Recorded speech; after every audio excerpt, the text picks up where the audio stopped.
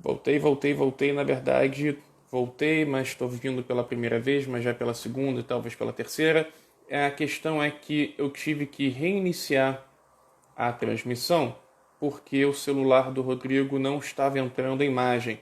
Eu peço desculpa por ter saído abruptamente, mas foi por um bem maior. Tenho certeza agora que o Rodrigo vai entrar comigo ao vivo em vídeo, não apenas em voz. Vamos lá, deixa eu botar aqui. Vamos ver se agora vai, gente. Vai.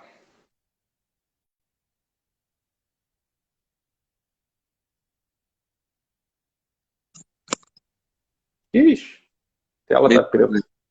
Mesma coisa? Mesma coisa, que pena. Putz, Sério, é porque a voz tá perfeita, né, cara? Eu não sei por que isso acontece.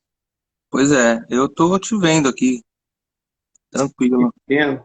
É, Cara, eu então vamos posso fazer o tentar seguinte. reiniciar meu telefone, sei lá, reiniciar o modem Pode, aqui.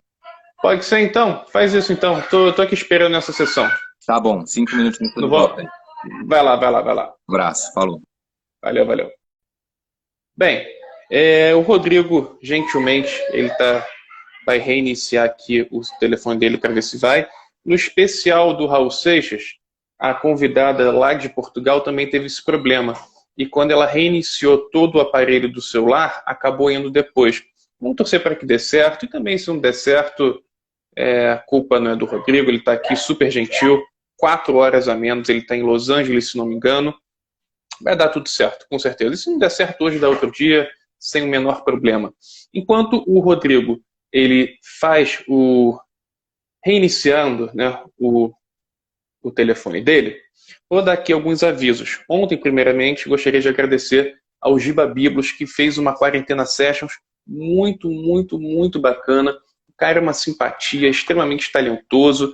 Muito obrigado mesmo. O papo ontem foi muito legal, Giba. Muito obrigado mesmo. E se você perdeu a quarentena sessions com o Giba e outras, ou você quer rever outras quarentenas sessions, acesse no YouTube Coluna Blues Rock 2.0 e aproveita, seu cretino, se inscreva, por favor, porque eu só vou poder fazer live pelo YouTube quando tiver 1.000 inscritos. E hoje eu só tenho 147. Falo isso porque minha mãe foi a 148, mas alguém se desinscreveu. Ou seja, por favor, me ajudem. E também anunciando que finalmente amanhã terei a minha folga e não apresentarei nada no Coluna Blues Rock. Amanhã o meu sócio, Glenner Costa, que mexe mais com a parte administrativa de música e marketing, vai fazer uma quarentena sessions muito legal, às 6 da tarde. Daqui a pouquinho ele vai divulgar arte com Herbert Neri, um produtor cultural lá de Portugal. O Rodrigo está voltando aqui, vamos ver se agora vai. Torcer para que vá, gente. Vamos lá.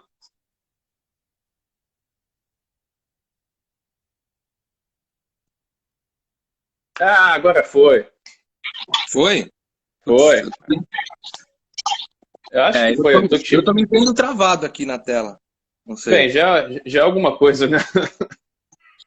Pois é, reiniciei tudo aqui. Cara, a última Bem, tentativa pode ser eu ligar o 3G, o 4G aqui ao invés do Wi-Fi, mas o Wi-Fi aqui é bom, cara. Não sei. vamos então tentar fazer mais uma vez. Eu vou te tirar e botar de novo, tá?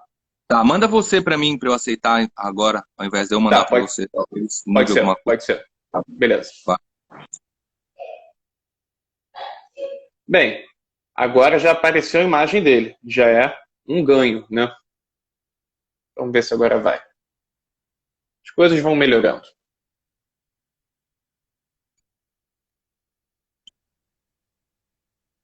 Mesma coisa? Ih, agora isso nem apareceu aqui pra mim. Caramba, tá difícil, hein, cara.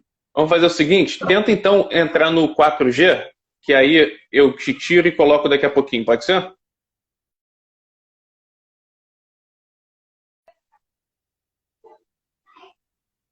Daqui a pouco vai. Vai, tô sentindo que hoje vai ser uma quarentena sessions muito bacana. Tenho certeza disso.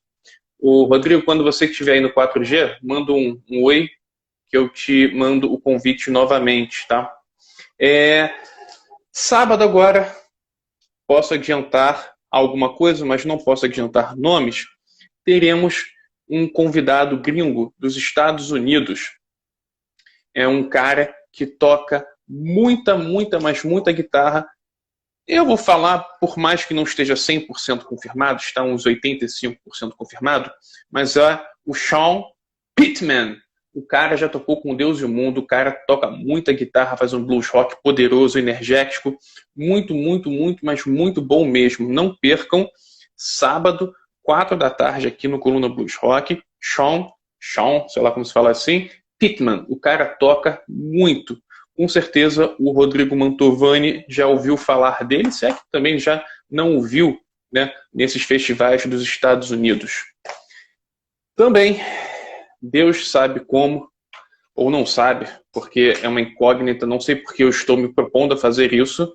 A partir de domingo, quase certeza que vai começar a segunda Harmonica Week. Novamente, uma semana só de gaita para explodir os meus neurônios. Mas enfim, vou ter pesadelo durante uma semana novamente com gaita, mas eu vou tentar. Rodrigo, eu acho que eu vou te chamar agora. Vamos ver se agora vai.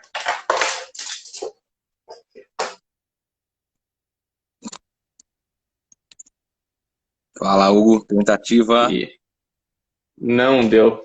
05. Ixi, cara. Tranquilo, não tem erro não. A gente faz assim mesmo na tela preta, pode ser? Por mim, acho que é até melhor, né? O pessoal não precisa ver minha cara aí. Pior sou eu, né? Que o nego vai ficar olhando pra mim só, né? Puta, você vai levar essa responsa sozinho. Mas vamos lá, Rodrigo. O mais importante são os seus depoimentos e não vai mudar em nada isso. Estou aqui com o Rodrigo Mantovani, contrabaixista. Ele já era muito, muito requisitado aqui no Brasil. Ele tinha não vou dizer fã, mas ele tinha um respeito muito, muito grande aqui na cena de blues, na cena de jazz do Brasil.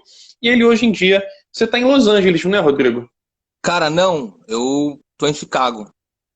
Ah, Chicago, eu pensava que você estivesse na Costa Oeste, cara. Não, não, até você me mandou uma mensagem falando do horário da Costa Oeste, assim, Sim. achei que era só pra situar, assim, mas eu tô em Chicago. Ah, tá, beleza. O Rodrigo, então, está em Chicago, me corrigindo, ele não está na Costa Oeste, e hoje ele faz parte simplesmente da melhor banda de blues da atualidade. Digo que é a melhor banda da atualidade porque simplesmente a Nick Moss Band faturou 3 Blues Music Awards a coisa de um mês mais ou menos, mas 2 ou 3 semanas, máximo um mês. Eles levaram a melhor canção, que foi Lucky Guy, eles levaram o melhor álbum de blues tradicional, lembrando que blues tradicional para a Blues Music Awards não é Delta Blues, é o Chicago Blues. E eles também levaram de melhor banda. Portanto, Rodrigo, parabéns, cara, pelos prêmios. Você simplesmente foi o primeiro brasileiro, cara, a conseguir ganhar um desses prêmios, cara. Parabéns. Sim, pô, brigadaço. E exatamente, é isso aí que você falou, foram esses 3 VMAs, né? Cerca de 3 semanas atrás. E, pô, feliz demais por vários motivos, não só por ter levado esses prêmios aí, porque pra mim, assim, primeiramente, prêmio é um negócio estranho, né, cara? No ramo da música, assim, um prêmio que intitula o melhor, e aí quem não ganha seria o quê? O pior, sabe?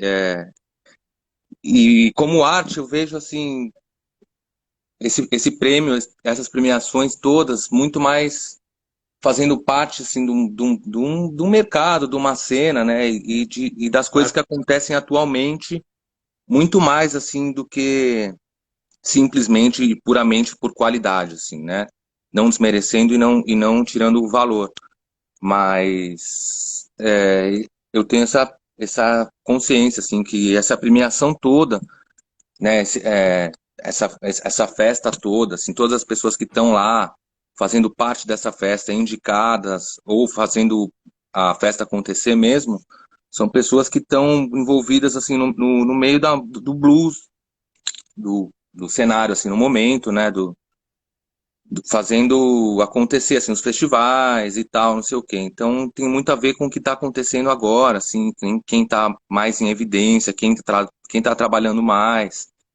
E eu acho, inclusive, que por isso que a gente acabou levando, assim, a maioria desses prêmios, porque antes, né, obviamente, dessa pandemia, a gente trabalhava demais, cara. A gente viaja, assim, de um jeito que eu, todos os anos no Brasil, nunca viajei, nunca toquei tanto, igual eu toquei. Eu tô aqui em Chicago há mais de um ano, né, um pouquinho mais de um ano, e é pesado mesmo, assim, viagens longuíssimas, e um festival atrás de outro, e uma rotina, assim, uma dinâmica bem intensa. Então, eu acho que tem muito a ver com isso, assim, sabe? De quem está fazendo esse cenário girar muito mais do que, assim, o melhor, ou a melhor banda, ou o melhor Claro. disco, né? Eu digo isso porque eu sou amante do blues, né, cara? E, assim, puta, as melhores bandas que estão, assim, no meu coração estão tocando aqui no meu vinil, saca? Aí os melhores discos, as melhores canções. Então,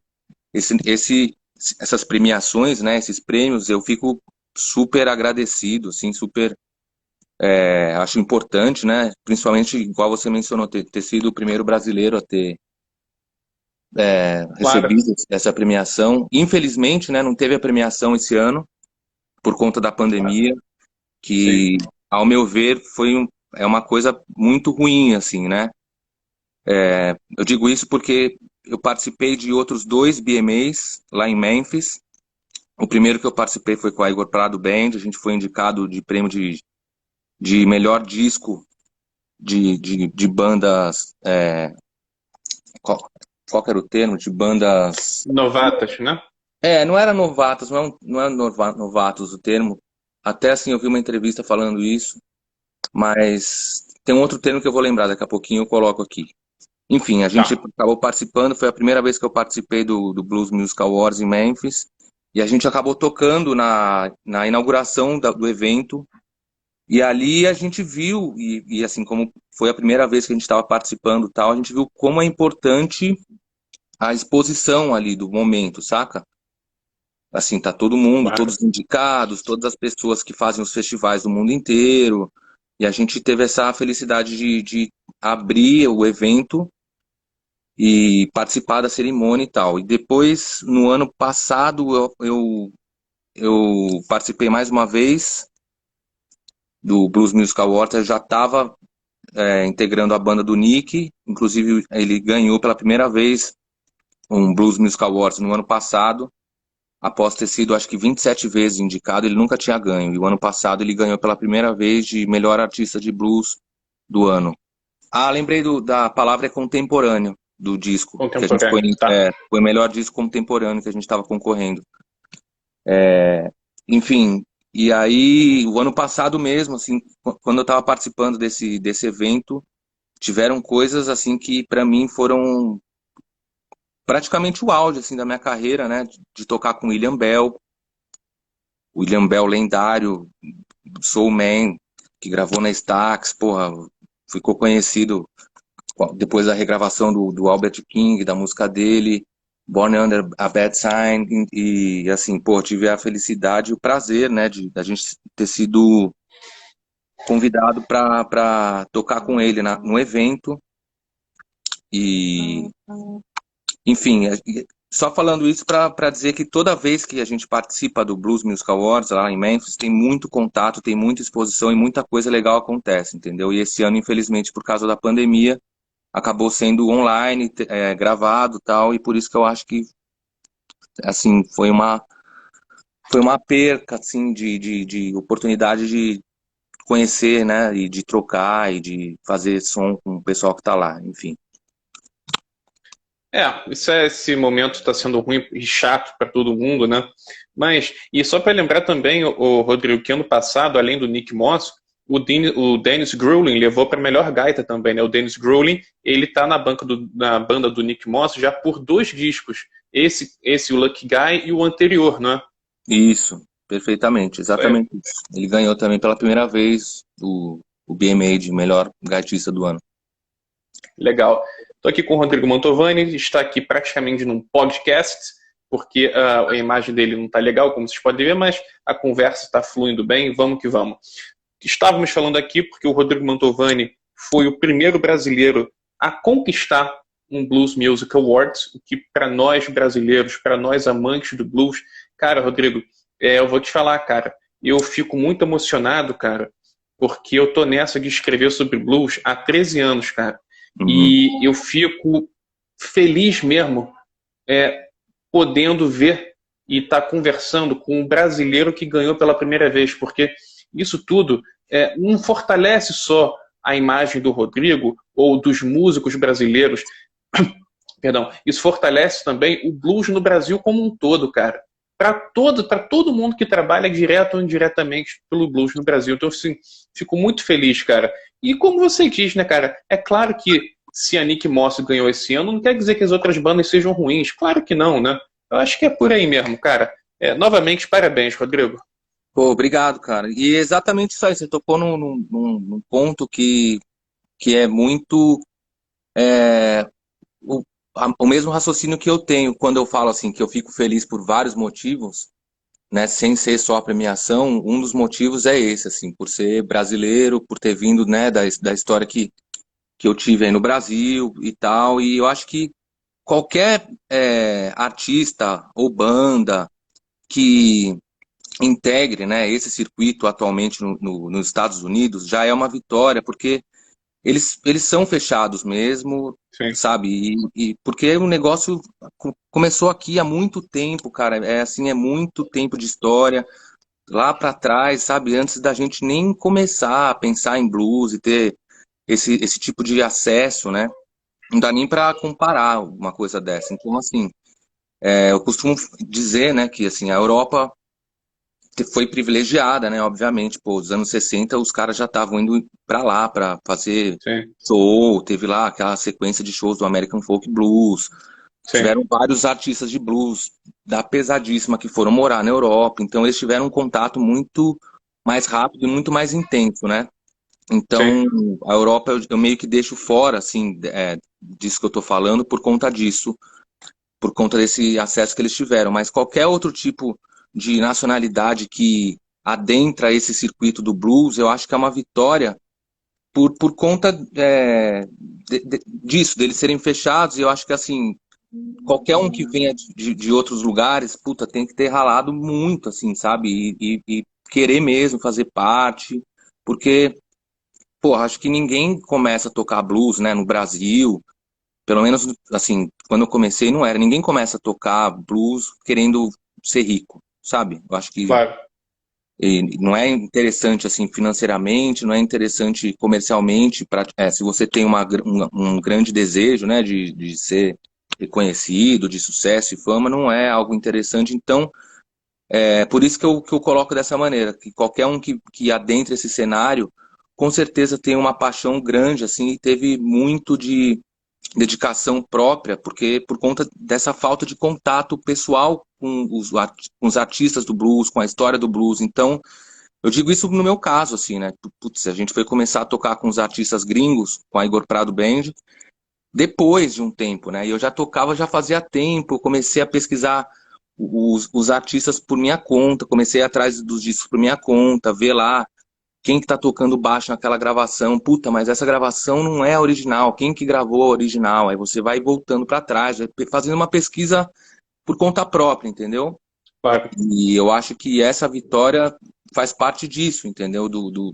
claro. Da força de vontade, do empenho próprio, sem o interesse raso, né? Digamos assim, financeiro, ou de ser famoso, ou de qualquer coisa. É só alguma coisa mesmo que, uma paixão interior, assim, que te move e que, pô, felizmente eu tive essa oportunidade de adentrar esse circuito e, e eu respeito muito e admiro muito, assim, quando eu vejo alguém adentrando esse circuito também que não é parte dos Estados Unidos, não faz parte, né? Não é americano. Claro. O Rodrigo falou coisas aqui muito bacanas mesmo. Mesmo o Rodrigo, aquele negócio, quem entra no blues entra por amor, porque se eu quisesse dinheiro eu estaria fazendo uma quarentena sessions com a Ivete Sangalo e com a Anitta, e não com músicos de verdade, né? Há de convir. Mas o Rodrigo falou Aí que, você ia né? lamentar muito mais essa minha falta de imagem. Se fosse a Anitta, tá vendo? Né? Mas o Rodrigo falou de coisas bem interessantes, né? Claro, gente, o blues nasceu nos Estados Unidos, é um produto americano. Seria a mesma coisa, aquela estranheza de ver um americano aqui integrando uma banda de samba. E nada contra o samba, muito pelo contrário. O samba de verdade é muito bom, muito legal. Então, assim, quando a gente vê caras feito o Rodrigo, a gente pode citar aqui também o Arthur Menezes, que já está em Los Angeles já há alguns anos e que já é considerado por muitos um cara assim bem influente lá na cena. A gente pode falar o Celso Salim, que eu já tive também a honra de colocar aqui numa Quarentena Sessions. Então são vitórias que podem parecer individuais, mas não são só vitórias individuais. São vitórias de muitos músicos, de muitos profissionais do blues no Brasil todo. Há alguns anos, eu não sei se você estava nesse disco do Igor, o Rodrigo, aquele que foi o Way, Way Out South, não Way foi? Down South, sim. Você participou desse? Sim, sim, sim, sim. Esse disco do Igor ficou em primeiro lugar nas paradas do blues americano. Então, assim, são vitórias que são muito importantes para a gente. Então, registro aqui novamente. E eu digo mais, Rodrigo. Eu comentei isso aqui, eu acho que foi na Quarentena Sessions com o Marcelo Naves, o gaitista. Eu Uhum. falei com ele, cara, ano que vem, tenho certeza que o Rodrigo Mantovani vai estar ganhando o Blues Music Awards de melhor baixista, instrumentista baixo, e com todos os méritos possíveis. Vamos então deixar um pouquinho de falar do atual, e agora eu quero saber o seguinte, Rodrigo, como é que entrou o baixo na sua vida? Cara, foi de uma maneira totalmente inusitada e despretensiosa. Eu ganhei um violão de uma tia que faleceu e já tinha um pessoal que tocava violão, guitarra, baixo lá no meu prédio. E eu devia ter por volta de uns 12 anos e eu não, assim, nem sabia direito a diferença de guitarra, de baixo, de violão. E coincidentemente, um dos meus melhores amigos, ele tocava baixo já fazia um tempo, e toda vez que eu descia com o violão para tentar me enturmar ali e tal, ele me ensinava uma coisa ou outra, só que eram linhas de baixo. Eu não sabia, eu só aprendia ali e demorava assim para aprender, né, tal. E quando eu fui mostrar para outras pessoas, assim, pô, tô aprendendo violão, aí eu mostrava o que eu tinha aprendido, aí as pessoas falavam, pô, mas esse daí é a parte do baixo que você tá tocando no violão. E aí eu falei, pô, mas demorou tanto para eu aprender, foi tão difícil, acho que eu vou tocar baixo. Então, já que eu já sei umas três, quatro músicas, e aí foi assim, dessa maneira. E aí depois disso eu comprei um baixo, ganhei um baixo e comecei a tocar, mas foi meio que por sorte, assim, por coincidência. Legal. E como é que foi a transição para músico profissional, ou seja, ganhar a vida, né, profissionalmente Uhum. através da música? Cara, foi da mesma maneira, despretensiosa e de forma assim natural, não foi algo premeditado. E uma das primeiras gigs assim, né, que eu fiz, eu já me apresentava quando eu decidi a tocar baixo, eu comecei a fazer aula numa escolinha na esquina de casa, ali perto, uma escolinha bem pequena, dessas casas assim antigas, sabe? Que assim não eram institutos nem nada. E aí eu já me apresentava nesses eventos semestrais e tal, não sei o quê, mas assim, tudo a título de curso assim mesmo, né? Nessas apresentações de aluno. E nessas, uma vez eu fui num bar que tava rolando som ao vivo e uma amiga minha viu um letreiro lá falando que era as quartas de blues ou terças de blues, alguma coisa assim, comentou e eu já tava interessado no blues, eu já tinha uma banda que eu fazia parte, que, que assim, eu era o mais novo, todo mundo tinha por volta assim de 40 a 50 anos, ninguém era músico profissional, e só que eventualmente eles marcavam alguns shows, inclusive eu cheguei a tocar no Mister Blues, que foi uma casa, pô, lendária aí da cena bluseira de São Paulo, que teve vários nomes, Blue Note, Blue Night, Mister Blues, e eu tocava assim esporadicamente com essa banda nesse Mister Blues. Então assim, o começo foi tocando com essa banda de vez em quando, era, sei lá, uma vez a cada 2 meses e tal, não era assim profissionalmente, assim, né, propriamente dito, mas e depois disso eu eu tive esse contato com essa amiga que viu essas noites de blues num outro bar. E a gente combinou de ir lá. Cheguei lá, tava tocando o Sérgio Duarte com um baterista, que era o Nonô. E eles estavam fazendo essa noite de blues lá. E eu não fazia parte da cena nenhuma, assim, igual eu falei, eu só tocava de vez em quando com essa banda que eu tinha. E no final da noite a gente acabou conversando, tal. Eu era super novo ainda, acho que eu devia ter uns 14, 13, uns 14 anos. E aconteceu até um negócio engraçado, assim, que eu acabei batendo a mão num copo de cerveja e o Sérgio estava vendendo o CD dele, ele deixava o CD em todas as mesas para vender. E aí ele sentou na mesa e começou a conversar, tal. A gente tinha umas pessoas em comum. Ele tinha sido amigo de infância desse cara que eu estava fazendo aula na escolinha da esquina de casa. Ele cresceu praticamente no mesmo bairro que eu, na mesma área ali. Então a gente tinha bastante coisa em comum, a gente começou a ficar empolgado conversando. Eu bati a mão no copo sem querer e acabei derrubando a cerveja no CD dele, assim. Aí ele ficou meio assim, porra, caramba, né? Aí minha amiga viu, já falou, não, pode deixar, a gente vai comprar esse CD aí e tal. Aí eu não sei, a gente até. Eu podia perguntar pra ele, nunca entrei nessa, assim, de perguntar, até é uma boa, vou perguntar pra ele. Aí ele me convidou pra tocar na semana seguinte. Ele falou, você toca baixo, então vem aí na semana seguinte. Eu não sei se ele ficou nervoso, porque eu derrubei a cerveja no CD dele. Ele falou, você toca baixo, então vem semana que vem pra você ver só. Vai passar uma vergonha aí. Então, Eu acho que é uma boa oportunidade, Rodrigo, porque ele está aqui online e está rindo aqui nos comentários. ele sabe, eu sempre falo isso. Ele fala, porra, cara, valeu de falar isso daí. Mas, cara, história é história, né? Eu acho que só não conta quem tenta esconder alguma coisa do passado. Eu não tenho motivo nenhum, eu tenho orgulho, eu tenho, porra, alegria. Sou amigo, pra você ver, sou amigo de todo mundo, praticamente que eu toquei, que eu vivi. Não sei como, a galera me aguenta aí, chato pra caramba, mas. E aí, aconteceu isso. Ele me convidou pra tocar na semana seguinte, eu apareci lá. E aí rolou o som, cara. Eu já tinha uma noção, assim, de alguns sons, né? Por conta dessa banda que eu fazia parte. E ele gostou, e aí eu comecei a frequentar toda semana lá. Aí terminou esse show, ele falou, pô, vem semana que vem, foi legal, tal, não sei o quê. Aí eu voltei semana seguinte e comecei a fazer parte dessas terças de blues junto com ele e junto com o Nonô. E aí, inclusive, na época, o Sérgio, ele tinha o evento de gaitas, né? Que era nesse Mister Blues que eu falei. E numa dessas ele me convidou para fazer parte da banda de apoio, que apoiava lá um monte de gaitista que fazia o evento e tal. E aí fui começando a conhecer mais músicos do meio de blues. E coincidentemente o baixista que tocava com ele na época, que era o Cláudio Morse, estava saindo da banda. E aí o Sérgio me convidou para entrar e foi assim que eu comecei a tocar mais, assim, profissionalmente mesmo, e fazer parte da cena de blues. Daí eu comecei a conhecer o resto da galera, tocar direto e foi isso.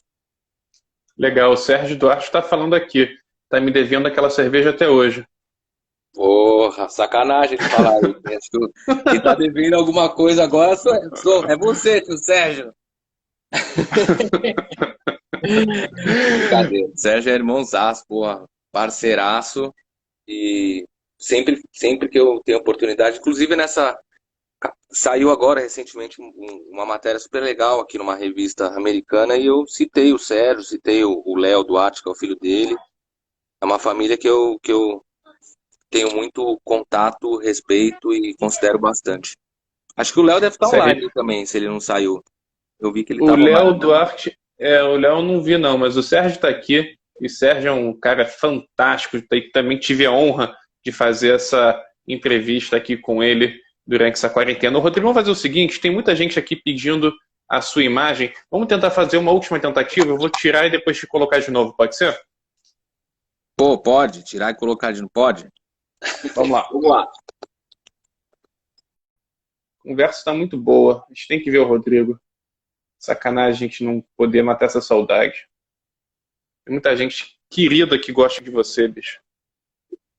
Cara, não foi. Deixa. Vai rolar. Vamos assim mesmo. Tava falando aqui, pô, tem muita gente que gosta de você, cara. Muitos músicos, não só de São Paulo, mas eu tô vendo músicos de Fortaleza te elogiando, músicos de Pernambuco, pessoal do Sul também. Você é um cara muito querido, isso é muito bacana, cara. Agradecido e feliz de escutar isso aí. Claro, e merece. Cara, eu só pude te ver uma vez e não foi uma banda sua, né? Foi, eu acho que ano retrasado, se não me engano, foi um dos últimos shows que o saudoso J.J. Jackson deu aqui no Mississippi do Rio de Janeiro. Aí você chegou lá, já chegando no meio do show, e se deu só uma canjinha, né, uma palhinha no baixo, né? E caramba, eu fiquei assim, caraca, esse moleque toca demais, cara. Eu perguntei, pô, quem é ele? Ele, pô, é o Rodrigo Mantovani. Eu falei, pô, ele é o Rodrigo Mantovani? Porque eu pensava que o Rodrigo Mantovani, quando eu escutava aquele som, já fosse ser um coroa mais velho e tal. Pô, um cara novinho tocando daquela forma. Sim, pô, obrigado, cara, pelas palavras. Eu lembro muito bem dessa noite aí. Eu tava no Rio de Janeiro fazendo um outro trabalho, uma época que eu fiz um trabalho com uma cantora que tá, inclusive, super bem, despontando aí na cena, não só paulistana, mas assim, do Brasil mesmo, a Xênia França. Ela não tem a ver com blues, mas ela levanta uma bandeira super legal de direitos humanos, assim, e eu fiz parte da banda dela, só saí por conta dessa mudança de país, e essa noite ela fez um show no Rio de Janeiro, e aí eu fiquei sabendo que o JJ ia tocar no Mississippi, falei, porra, depois do show eu vou lá dar um abraço nele, por isso que eu cheguei um pouquinho depois que ele começou o show, mas puta, foi ótimo, e se eu não me engano, eu acho que foi a última vez que eu vi o JJ, cara, que depois, infelizmente, né, veio a falecer. Mas o Sim. JJ, porra, aonde ele tava, se você tivesse de mau humor ou alguma coisa ruim, você chega perto dele, você já muda na hora, você já começa a dar risada, o cara já te levanta o astral, assim, era um cara especial mesmo.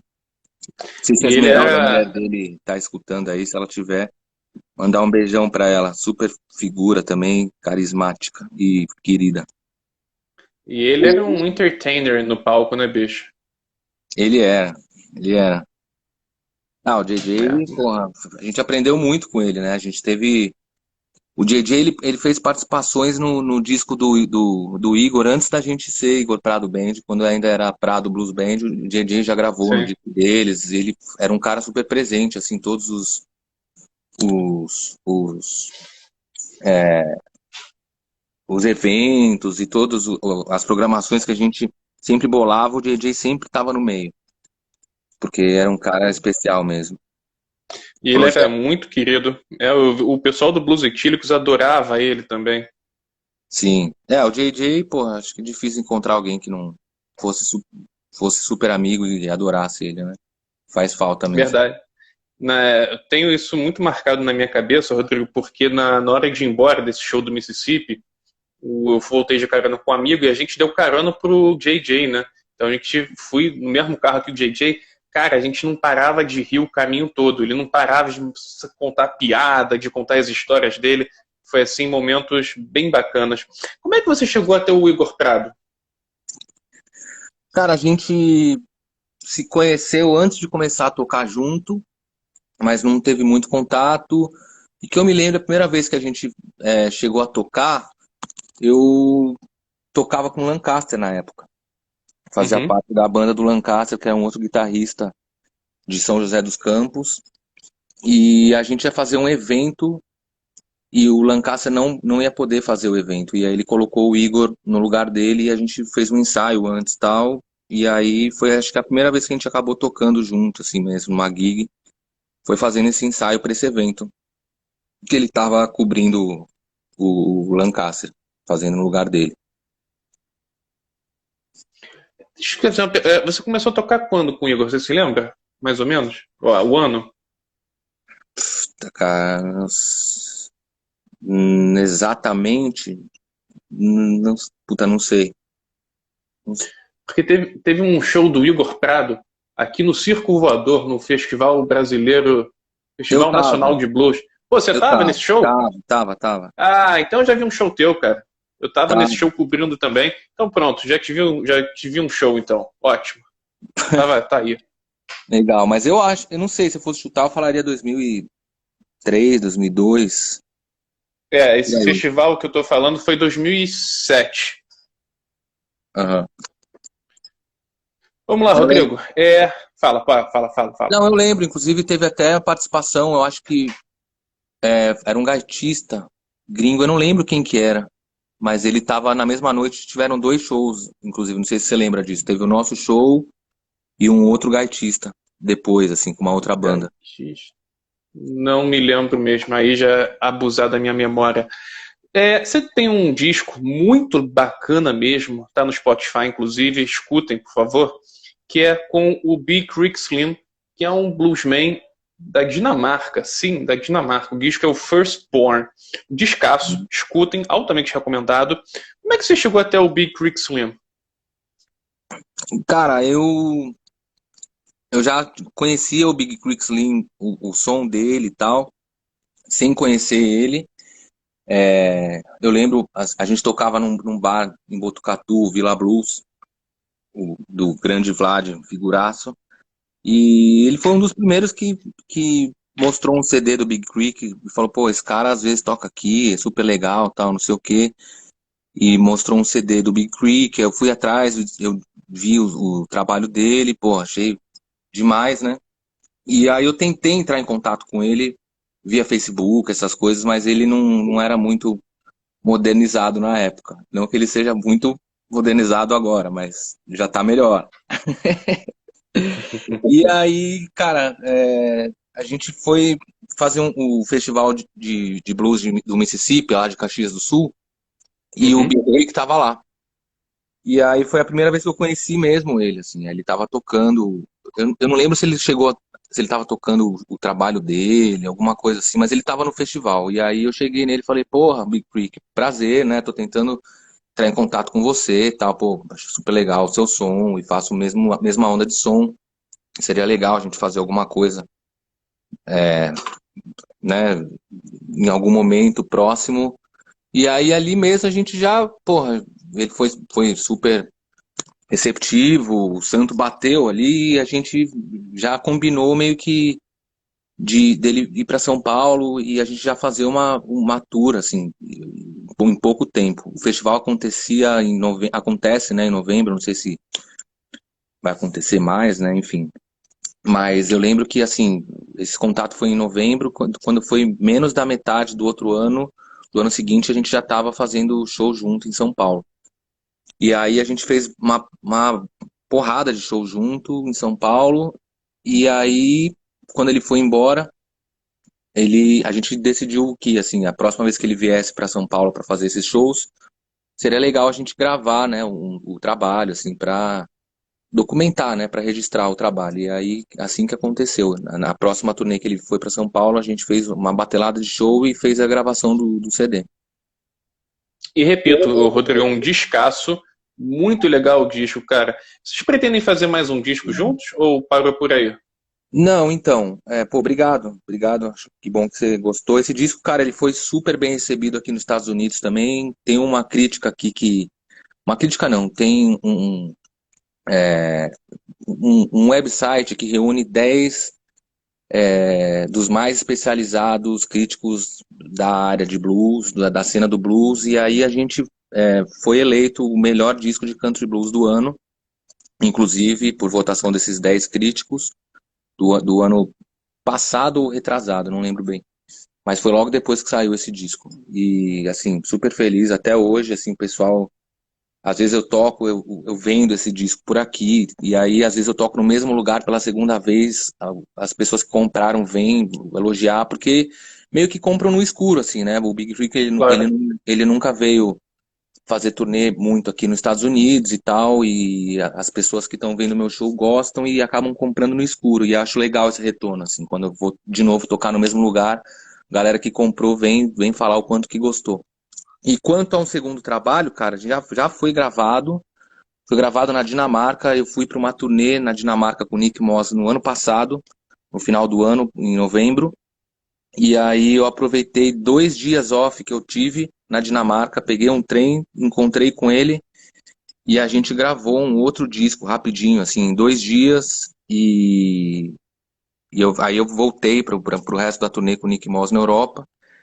E eu tinha planos de lançar esse disco, né, físico aqui até o meio do ano, mas com essa pandemia, com esse break aqui que a gente está passando, provavelmente eu devo lançar umas 2 faixas online antes de fazer alguma coisa física, né? Mas assim, já está gravado e a gente não pensa em terminar essa parceria não, cara. Inclusive a gente está vendo a possibilidade de 2021 já fazer uma turnê grande na Europa, porque eu também não fiz nenhuma turnê com ele na Europa, né? Todos os shows que eu fiz com ele Uhum. foi no Brasil. Não foi nem só em São Paulo, foi no Brasil. Essa última vez que ele foi para o Brasil, ele estava morando na Dinamarca ainda. Eu digo isso porque ele morou um tempo no sul, né? Do Brasil, em Florianópolis. Mas depois ele voltou para Dinamarca. E aí, depois que a gente lançou esse disco, ele voltou para o Brasil para a gente fazer os shows do disco, do lançamento do disco, e foi super legal. Assim, a gente fez o show no Brasil inteiro. E aí, enfim. Mas essa parceria não tem planos de se encerrar, não. Eu falo com ele direto aqui, cara. Até hoje, é um cara que eu gosto de trocar ideia, assim. Eu acho isso importante, só me estendendo um pouquinho. Não só ter essa semelhança no gosto musical e assim, na questão de música só, né? Eu acho importante fazer música com quem você troca ideia assim, consegue ter uma empatia com as ideias da pessoa, sabe? E concordar com muito dos planos da pessoa, com os valores da pessoa. E o Big Creek, sem dúvida, é um cara que toda vez que eu troco ideia com ele, assim, puta, é super proveitoso e é legal mesmo, assim, fazer parte de um trabalho com uma pessoa assim, né? Porque, porra, no final das contas, daqui a pouco você tá na estrada, um tempão com o cara, né? Você tem que ter Claro. alguma coisa que mova mais do que só a música, né? Eu acho, é Com minha opinião. certeza. Isso aí. Com certeza, com certeza. E é muito bacana você ter falado isso, Rodrigo, porque eu acabei chegando a esse disco por você, né? Eu estava pesquisando coisas do Rodrigo Mantovani, eu já sabia que você tinha gravado com o Nick Moss, já tinha escutado o disco, os seus discos com o Igor Prado, né? E eu não conhecia Big Creek Slim. E, novamente, recomendo a todos. Tá no Spotify, Firstborn. É um disco muito legal, cara. É um disco muito bacana mesmo. Parabéns novamente. Rodrigo, vamos falar agora um pouquinho, vamos voltar para a atualidade, já que a gente começou é, lá no início da nossa entrevista falando dos Blues Music Awards e tal, a coisa boa de você ter ganho. Como é que você chegou até o Nick Moss Band? Cara, eu conheci o Nick na Espanha em 2008, acho que foi 2008, e ele tava tocando com a banda dele num festival da Espanha, e a gente tava tocando lá também no mesmo festival com a banda do Igor, e já conheci o trabalho dele e tal, mas não conhecia ele pessoalmente. E aí, cara, a gente se apresentou, ele foi também super receptivo, assim, super aberto, a gente trocou uma ideia. No final do show dele, inclusive, ele chamou a gente para fazer uma participação, chamou o Igor para tocar guitarra, chamou o Yuri para tocar bateria. E foi um contato super legal, assim, em 2008. Depois disso, a gente não teve muito mais contato, mas sempre se falando, assim, de vez em quando. Uhum. E aí eu cheguei a viajar uma vez para Chicago, junto com um outro parceiraço nosso, que foi grande responsável, na minha visão, da gente começar a fazer parte do cenário do blues internacional mesmo, que foi o Lin Woods Lin, que foi o primeiro cara que levou a banda do Igor para fazer show aqui nos Estados Unidos, festival grande e tal. E o Lin Woods Lin era amigo próximo do Nick Moss também, coincidentemente. E aí o Linwood estava mal de saúde. Eu lembro que ele tinha acabado de sair do hospital, estava melhorando um pouco, e eu sugeri da gente dar uma volta em Chicago. O Linwood morava em Los Angeles, né?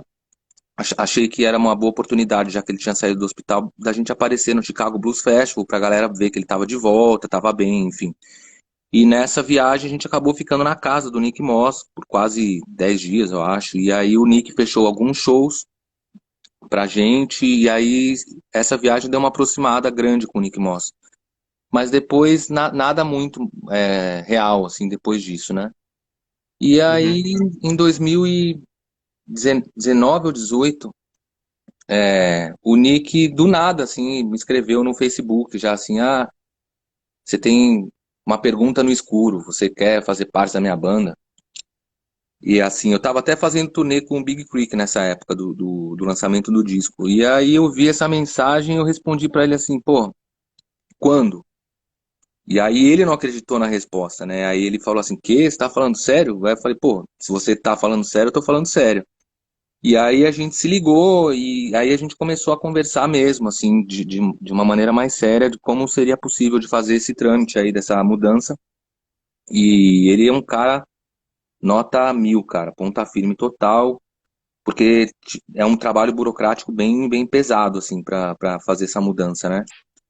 E ele foi ponta firme demais, acabou demorando quase, sei lá, 5 meses por aí para a papelada ficar pronta. E assim que ficou pronta, eu me mudei para cá, para Chicago, e tô aqui com ele até hoje. Inclusive, porra, é um cara que me deu força demais no começo dessa pandemia, porque é isso, né? Eu tô aqui nos Estados Unidos basicamente e exclusivamente para fazer show. Uma vez que cessam os shows, acabou. Você não tem nem oportunidade de fazer uma outra coisa, porque a sua permanência aqui nos Estados Unidos é exclusiva para tocar. Você é um performer. Uhum. Então, assim que deu essa pandemia e tal, ele, porra, se prontificou. Fiquei na casa dele por quase 2 meses, entendeu? Acabei voltando pro meu. Agora eu tô aqui no meu apartamento, já vai fazer uma semana. Mas ele é um cara que liga todo dia, oferece todo tipo de ajuda o tempo inteiro. É um cara nota 1000, assim. Legal, muito legal, Rodrigo. E você merece, cara. Agora vamos falar um pouquinho do disco, do tão falado disco, merecidamente, o Lucky Guy, que novamente, esse ano no Blues Music Awards, a banda Nick Moss Band, do qual o Rodrigo faz parte, faturou 3 prêmios. Melhor banda, melhor disco, Lucky Guy de blues tradicional, e melhor canção, que é a música Lucky Guy do disco Lucky Guy.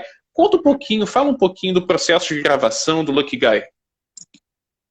Pô, legal você ter perguntado isso, porque tem uma história bem curiosa, assim. O Nick, no meio desse processo de papelada, burocrático, para a minha mudança, e o Nick mencionou que ele estava pensando em fazer a gravação de um novo disco, porque já fazia um tempo que ele tinha lançado o último disco, e por conta da Alligator estar envolvida, você não pode passar muito tempo assim, sem lançar um disco e tal, e era hora de gravar Uhum. um outro disco. Isso daí foi no final do ano. E, cara, a previsão que eu tinha para me mudar, igual eu falei, por conta dessa papelada pesada, ia demorar mais ou menos uns 4 meses para ficar pronto. E eu não ia conseguir fazer a gravação do disco se eu fosse esperar essa papelada sair. Aí eu propus para ele, cara, de eu viajar para vir aqui para os Estados Unidos, para Chicago, no final do ano, passar quase um mês, fazer a gravação do disco, fazer alguns shows, que também era uma oportunidade para eu já conhecer melhor aqui Chicago, enfim, dar uma viajada antes de se mudar de vez. E acabou acontecendo isso. Eu vim para cá no final do ano, mais por conta dessa gravação, porque eu queria fazer parte, né? Porque o baixista dele já tinha saído, eu já estava entrando, já tinha entrado na banda, só estava acertando essa papelada e eu achei que era totalmente necessário fazer parte desse projeto do novo disco dele.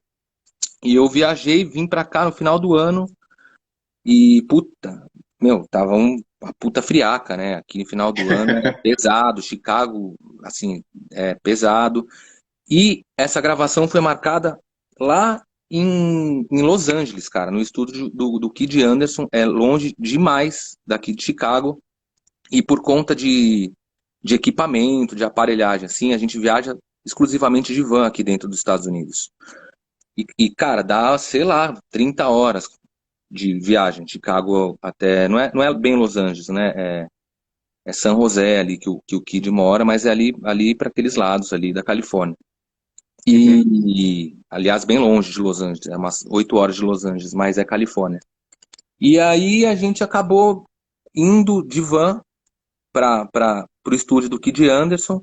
Só que por conta do mau tempo, cara, a gente teve que parar, porque foi fechada a estrada por conta de uma nevasca assim absurda. A gente teve que parar no meio da estrada e a gente ficou preso numa cidade praticamente 3 dias por conta da nevasca, da tempestade de neve. Eles fecharam as estradas e só era permitido voltar para a estrada, quando fosse aberta de novo, carros que tivessem as correntes nos pneus e tal. Uhum. Enfim, a gente acabou ficando preso quase 3 dias, quase 4 dias praticamente, na estrada por conta do mau tempo, e a gravação estava planejada de ser feita em uma semana, no tempo total de gravação. E a gente perdeu 4 dias na estrada até chegar lá por conta do mau tempo.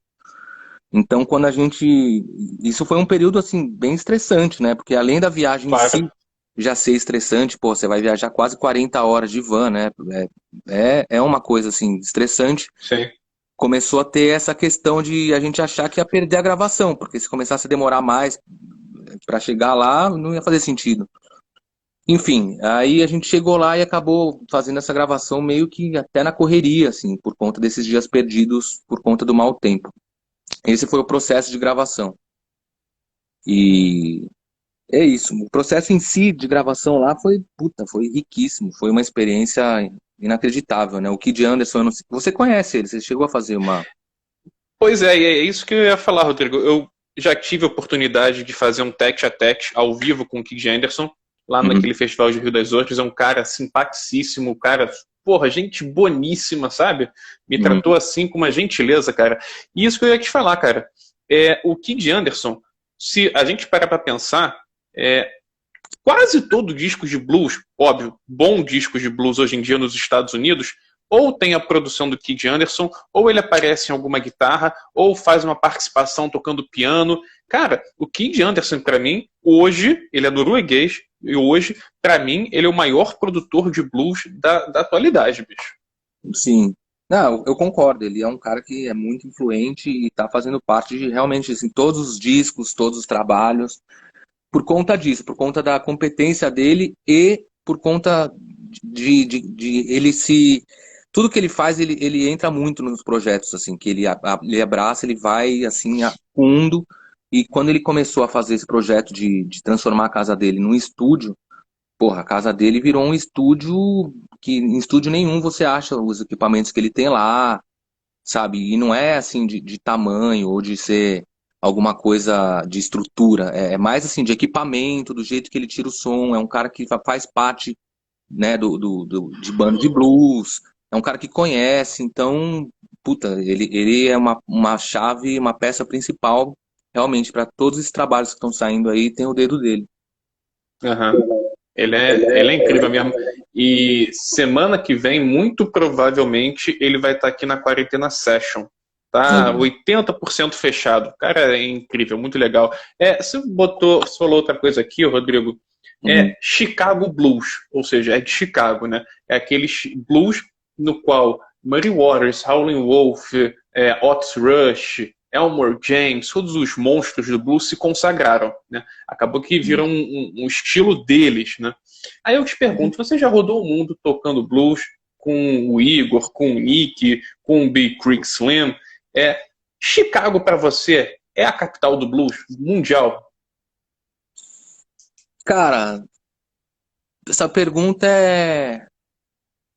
é difícil de responder assim na lata. Sim e não. Eu acho que assim, sim, porque por conta de toda a história da jazz, de ter tido essa história de todos os músicos virem pra cá e tal, não sei o quê, Uhum. formou-se essa cena, essa imagem de que Chicago é a capital do blues. Então, isso virou uma coisa até assim para turística, né? Digamos assim. Então a galera vem pra cá já por conta disso. Só que aí vem a parte do não da resposta. Independente dessa parte turística ou da fama que se cria no lugar, eu acho que isso não necessariamente desenvolve a parte musical relacionada a isso. Então, assim, eu vejo outros lugares hoje em dia com muito mais artistas fazendo blues mesmo, assim, rural, ou até o blues mais tradicional do que Chicago, que virou uma coisa mais turística, assim, sabe? As pessoas vêm para cá para ver o blues, mas não necessariamente é o blues, mas tem esse termo blues, então já satisfaz essa necessidade das pessoas estarem vendo. Então virou um negócio assim para satisfazer turista de uma certa maneira.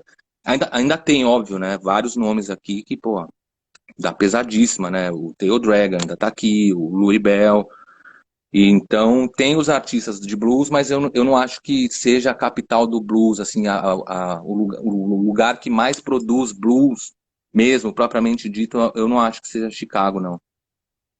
Qual você acha que são o local, mas os locais que estão produzindo mais que Chicago? Cara, eu acho que assim, tem muitos lugares diferentes que produzem estilos diferentes de blues e artistas diferentes. Eu não acho que tem um lugar que produz assim mesmo, né, blues e é caracterizado como o lugar. Até Chicago mesmo, todos esses artistas, a maioria que você falou, eles não nasceram em Chicago, eles nasceram no Mississippi Sim, e vieram para cá por conta da gravadora. Então o sim. Mississippi eu ainda acho que por conta da não interferência turística que eu tô colocando aqui, o Mississippi Uhum. ainda aparecem os artistas de blues mesmo, assim, que são underground, que fazem um negócio sem ter que satisfazer nenhum tipo de turista. Então acaba sendo um pouco mais verdadeiro. Na Geórgia tem vários artistas novos que estão aparecendo, assim, puta, que eu acho que vão ser os nomes das próximas gerações. Até um grande amigo meu aqui, o John Tavius Willis, que é um cara John novíssimo, com Tavis Williams. É um cara novo, né? Ele tem menos de 20, tem o quê? 20 anos? Ele tem 22, 23. Eu conheci ele É, num cruzeiro que a gente fez aqui em janeiro. Fiquei bem amigo dele, a gente troca ideia direto aqui e é uma enciclopédia do blues. E ele tá fazendo um blues rural que eu não vejo em lugar nenhum. Ele é da Geórgia, por exemplo, né? verdade, E verdade. tem mais artistas vindo aí, novos, com potencial, que não são aqui de Chicago necessariamente. Por isso que eu digo sim e não.